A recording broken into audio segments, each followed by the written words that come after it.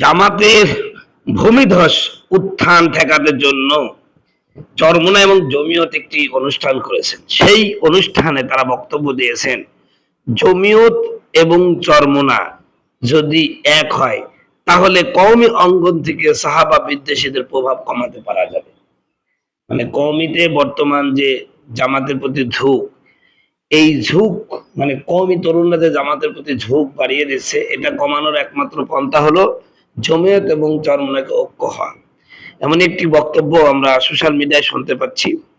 আমার বন্ধুগণ, আমার ভাইরা, আমি মনে করি এই ঐক্যমক্য কিছুই লাগবে না। শুধুমাত্র কওমি তরুণ আলেমদেরকে একটু উৎসাহ দেন, হিংসা দিয়ে বাদ দিয়ে তাদেরকে উপরে তোলার চেষ্টা করেন।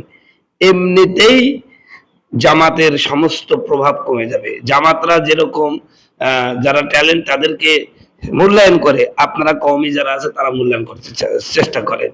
একজন তরুণ আলেম ভালো বক্তা, কিন্তু আপনারা কি করেন, তাকে নিচে নামানোর চেষ্টা করেন, তাকে উদ্বুদ্ধ করে উপরে তুলবেন, এই চিন্তা আপনাদের নাই। আর জামাতেরও একটা অভ্যাস আছে, মধু খাওয়া শেষ হলে জামাত কারোর সাথে আর সংসার করে না। আজকে মামুনুল হককে সাহেবকে নিয়ে জামাত নাচতেছে, যখন মধু খাওয়া শেষ হয়ে যাবে মামুনুল হক কারো চিনতে পারবে না। এটা জামাতের ধর্ম। মধু খাওয়া শেষ হয়ে গেলে ওরা কারোর সাথে আর সংসার করে না।